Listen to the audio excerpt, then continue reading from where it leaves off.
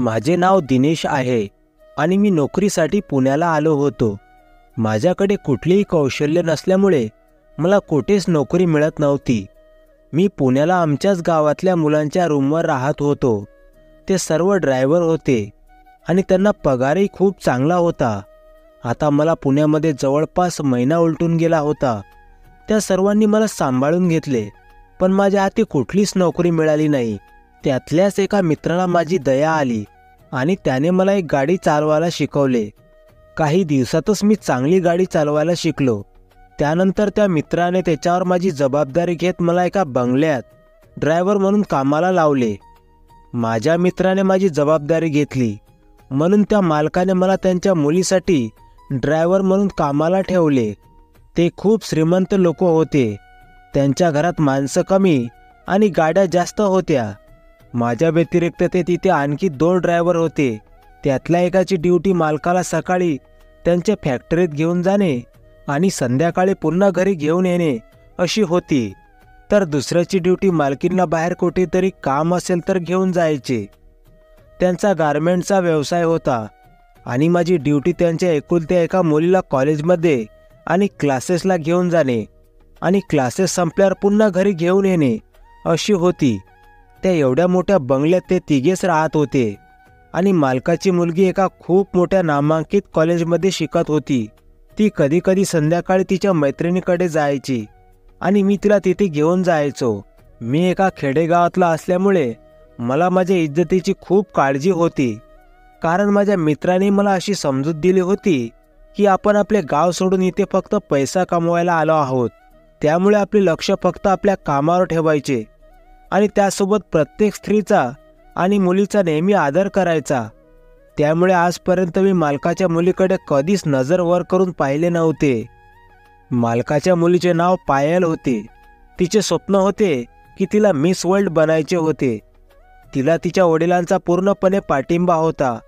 ती खूप सुंदर मुलगी होती, पण मी तिच्याशी बोलताना नेहमी खाली मान घालूनच बोलत असे. माझे मालक आणि मालकीण दोघी खूप छान आणि दयाळू लोक होते. त्यांनी मला काम देऊन माझ्यावर खूप मोठे उपकार केले होते. त्यामुळे मी मालक आणि मालकींचा खूप आदर करायचो. पायल गाडीत माझ्याशी खूप बोलायची आणि इकडच्या तिकडच्या गोष्टी सांगायची, पण मी फक्त मान हलवत होतो. पायल तोंडात सोन्याचा चमचा घेऊन जन्माला आली होती. मालक तिच्या सर्व मागण्या लगेच पूर्ण करत असे. एकदा पायलने नवीन कारची विनंती केली तर मालकाने तिला लगेच नवीन कार घेऊन दिली. यावर पायल मला म्हणू लागली की बघा, मी तुमच्यासाठी नवीन कार घेतली आहे. तिचे बोलणे ऐकून मला खूप हसू आले. ती अनेकदा माझ्याशी अशी मस्करी करायची आणि मनमोकळेपणाने माझ्याशी बोलायची, पण मी कधीच माझ्या मर्यादेबाहेर गेलो नाही. ती जेव्हा कधी बाहेर फिरायला जायची तेव्हा ती माझ्यासाठी नक्कीच काही ना काहीतरी खरेदी करायची. माझ्या बहिणीचे लग्न ठरले होते हे तिला माहीत होते. ती माझ्या बहिणीसाठी काही ना काही खरेदी करून आणायची आणि म्हणायची की हे तिच्या लग्नासाठी आहे आणि ते गावाला पाठवून द्या. तिच्या सवयी आणि वागण्याने मी तिच्यावर खूप प्रभावित झालो, पण मला कुठे माहीत होतं की हीच पायल एक दिवस माझं आयुष्य उद्ध्वस्त करेल. अगदी लहान वयात पायलचे लग्न ठरले होते आणि ती लग्नानंतर तिच्या आत्याच्या घरी जाणार होती. पायल अनेकदा कारमध्ये बसून फोनवर तिच्या लग्नाबद्दल तिच्या मैत्रिणींशी बोलायची. त्यात तिच्या होणाऱ्या नवऱ्याचे नाव घ्यायची, पण मी तिला कधी समजू दिले नाही की मी तिचे बोलणे ऐकत आहे. मी माझे लक्ष माझ्या ड्रायव्हिंगवर ठेवायचो. एके दिवशी अचानक मालक आणि मालकीणला अमेरिकेला जावे लागले, कारण मालकाचे मोठे भाऊ अमेरिकेत राहत होते. त्यांची प्रकृती अत्यंत नाजूक होती आणि त्यांना आपल्या भावाला त्यांच्या शेवटच्या क्षणी जवळ पाहायचे होते. पायलची परीक्षा जवळ आली होती म्हणून त्यांनी त्याच्या एकुलत्या एका मुलीला घरी एकटे सोडले. निघताना मालकांनी माझ्या खांद्यावर त्यांच्या मुलीची जबाबदारी सोपवली. पायलला कॉलेजमध्ये नेण्याचे आणि कॉलेजमधून घरी आणण्याचे काम मी पूर्ण जबाबदारीने करावे आणि तिची पूर्ण काळजी घ्यावी, कारण त्यांच्याजवळ काम करून मला आता 3 वर्ष होणार होते. त्यामुळे त्यांचा माझ्यावर अधिक विश्वास बसला होता. मालकाला माहीत होते की मी कधी त्यांच्या मुलीकडे आजपर्यंत चुकीच्या नजरेने पाहिले नाही. मालक आणि मालकीण 2 महिन्यासाठी अमेरिकेला गेले आणि त्यांच्या मागे पूर्ण जबाबदारी घेऊन मी माझे काम करू लागलो. मालक इथे नसल्यामुळे मला कामावरून लवकर सुट्टी मिळायची, कारण पायल कॉलेजला जाऊन आल्यावर घरीच असायची. काही दिवसातच 1 महिना निघून गेला आणि मालकाचा मोठा भाऊ आयुष्याची लढाई हारला. त्या दिवशी रात्री मला पायलचा फोन आला आणि ती म्हणाली की माझी तब्येत ठीक नाही, आज कदाचित मला डॉक्टरकडे जावे लागेल. पायलचे हे बोलणे ऐकून मी आश्चर्यचकित झालो आणि विचार करू लागलो की संध्याकाळच्या वेळी बंगल्याच्या आत जाणे योग्य नाही, पण पायल आजारी असल्यामुळे मी तिला एकटे सोडू शकत नव्हतो. पण चुलत्याच्या निधनाने ती दुःखात होती आणि तिचे पोटही खूप दुखत होते. मी रात्रभर तिच्यासोबत राहिलो आणि तिची काळजी घेतली. तिला खूप ताप आला होता. ती रात्रभर शुद्धीत नव्हती.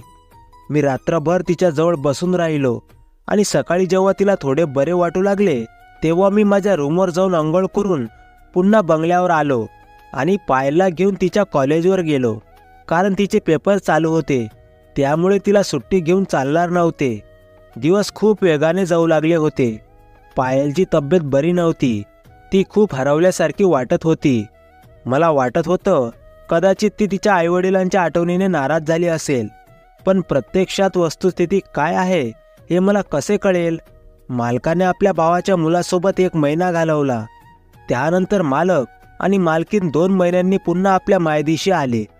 तेव्हा त्यांना पाहून मला खूप आनंद झाला, पण त्या क्षणी माझ्या पायाखालची जमीनच सरकली जेव्हा मालकाने मला एक जोरदार कानाखाली मारली. ते मला शिव्या देत होते. त्यासोबत त्यांनी मला मारणे चालू ठेवले होते. माझ्याकडून काय चूक झाली हे मला समजू शकले नाही. माझे मालक एवढे रागात होते की ते माझे काहीच ऐकायला तयार नव्हते. आणि जेव्हा मला सगळा प्रकार कळला तेव्हा मला माझ्या डोक्यावर आभाळ कोसळल्यासारखं वाटलं. मी पायलवर जबरदस्ती केल्याचा आरोप माझ्यावर लावला होता आणि आता ती गरोदर आहे असे ती म्हणत होती. तिला माझ्यापासून काही धोका निर्माण झाला असता या भीतीने फोनवरती तिने तिच्या आईवडिलांना काहीच सांगितले नाही असे ती म्हणत होती. यावर मी आश्चर्याने पायलकडे पाहिलं, जी खूप निर्लज्जपणे खोटे बोलत होती. मला वाटत होतं की पायल खूप साधी आणि निरागस आहे, पण तिने माझी संपूर्ण इज्जत नष्ट केली होती.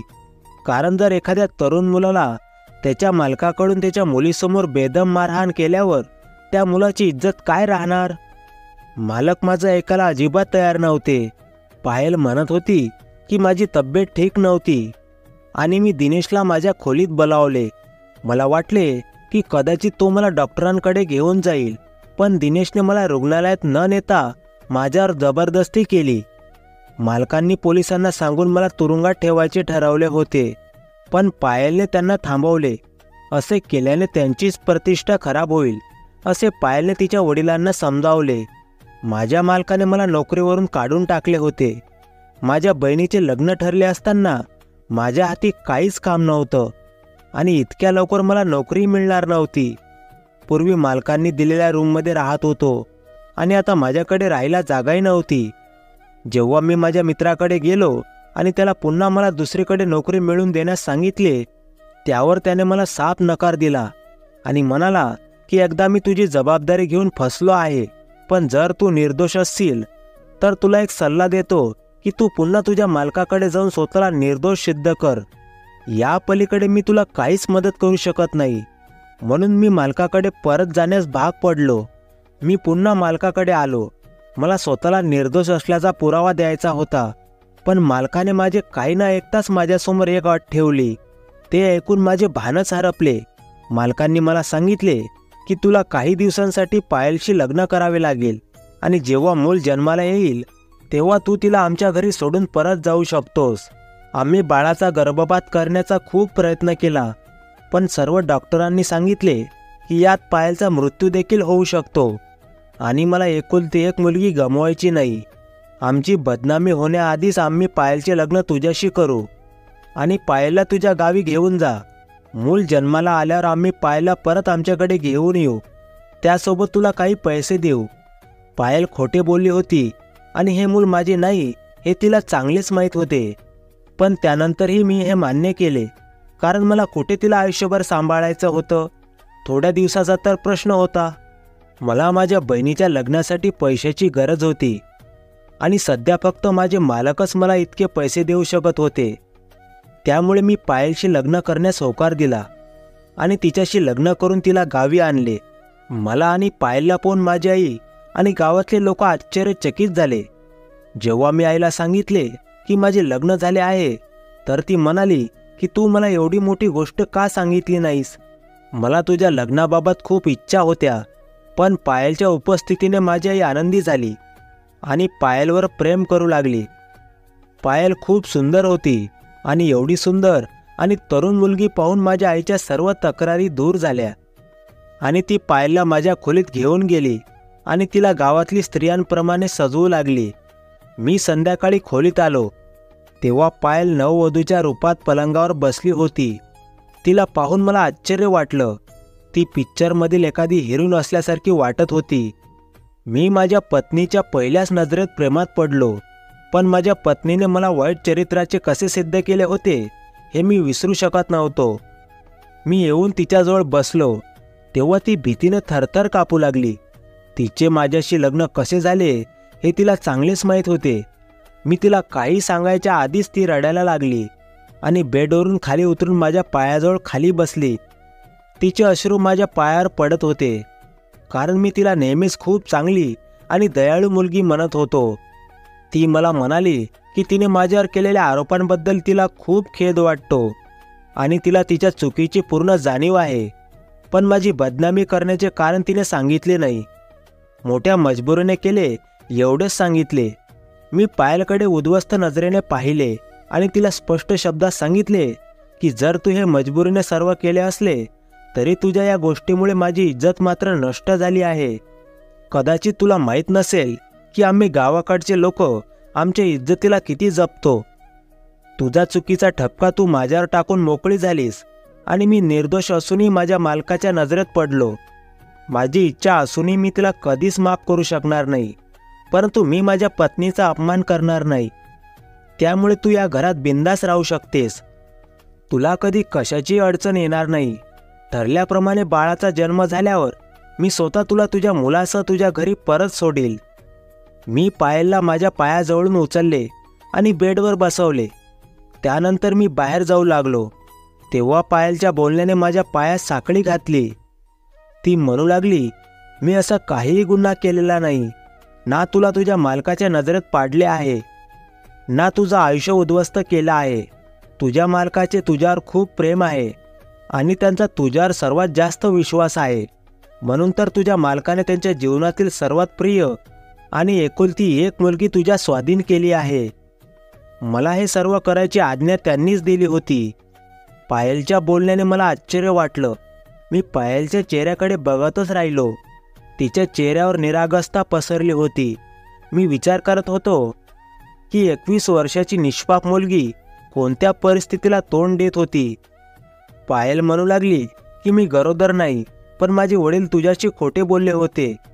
तिच्या वडिलांनी हे सर्व मजबुरीतून केले होते, कारण त्यांना मुलीचे आयुष्य उद्ध्वस्त होताना पाहायचे नव्हते. पायल जवळ आली आणि माझ्या हातात हात धरला आणि मला पलंगावर बसवले. पायल मला हे सर्व अतिशय संत शब्दाने सांगत होती. मी तिचे बोलणे शांतपणे ऐकत होतो. पायल सांगू लागली की तिच्या आत्याने लहानपणीच त्यांच्या मुलासाठी तिचे नाते मागितले होते आणि पायलच्या वडिलांनी आपल्याच बहिणीच्या घरात आपली मुलगी जाईल या विचाराने हे नाते निश्चित केले होते. पण वेळ निघून गेल्यावर पायलच्या वडिलांना आपली चूक समजली होती, कारण पायलचा होणारा नवरा त्याच्या आईवडिलांचा एकुलता एक मुलगा असल्यामुळे तो खूप बिघडलेला आणि व्यसनी अय्याशी मुलगा होता. त्याच्याकडे ना पैशाची कमी होती, ना कुठल्याही गोष्टीची कमतरता होती. त्याच्या आईने आपल्या मुलाला कधीही चुकीच्या गोष्टीबद्दल फटकावले नाही. तो जसजसा मोठा होत गेला तसतशा त्याच्या वाईट सवयी वाढत गेल्या होत्या. जेव्हा तिचे आईवडील अमेरिकेला गेले होते तेव्हा त्याने घरी येऊन माझ्यावर अनेक वेळा जबरदस्ती करण्याचा प्रयत्न केला आणि एकदा तर तो दारूच्या नशेत आला आणि त्याच्या मित्रांसह माझ्यासोबत गैरवर्तन करण्याचा प्रयत्न करू लागला.